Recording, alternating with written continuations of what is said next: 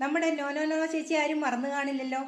Junior artist എന്ന് പറഞ്ഞ് രംഗത്ത് വന്ന ഒരു ചേച്ചി. ആ ചേച്ചി പല സിനിമാ നടന്മാർക്കെതിരെയും പല പീഡന പരാതികളും കൊടുത്തിരുന്നു. ബാലചന്ദ്ര മേനോനെതിരെ കൊടുത്ത പീഡന പരാതി ഭയങ്കര രസകരമായിട്ടൊരു പീഡന പരാതിയായിരുന്നു. നമ്മളെല്ലാവരും കേട്ടതാണ്. ചേച്ചി മുമ്പൊക്കെ ഏതൊക്കെയോ സിനിമ കണ്ടതിന്റെ അടിസ്ഥാനത്തിൽ ചേച്ചിക്ക് ഇഷ്ടപ്പെട്ട കുറേ സീനുകളൊക്കെ ഉൾപ്പെടുത്തിയിട്ട് ഒരു തിരക്കഥ പോലെ തയ്യാറാക്കിയ ഒരു പരാതി മീഡിയയ്ക്കും പോലീസിനും ഒക്കെ ഇദ്ദേഹത്തിനെതിരെ കൊടുക്കുകയുണ്ടായി. ഇപ്പോ കോടതി ആ തിരക്കഥ എടുത്ത് ചവറ്റുകുട്ടിയിലിട്ടു എന്നാണ് അറിയാൻ കഴിഞ്ഞത്. കാരണം ഈ ചേച്ചി പറഞ്ഞ ഹോട്ടലിലല്ല ഇവരന്ന് താമസിച്ചിരുന്നത്.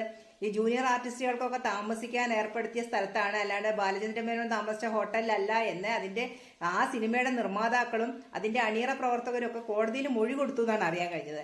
അതുകൊണ്ട് തന്നെ ഈ ചേച്ചി പറഞ്ഞത് ശരിയല്ല എന്ന് കോടതി നിസ്സംശയം പറയുകയും ഈ കേസ് തള്ളിക്കളയും ബാലചന്ദ്ര മേനോനെ കുറ്റവിമുക്തനാക്കുകയും ചെയ്തു എന്നാണ് അറിയാൻ കഴിഞ്ഞത്.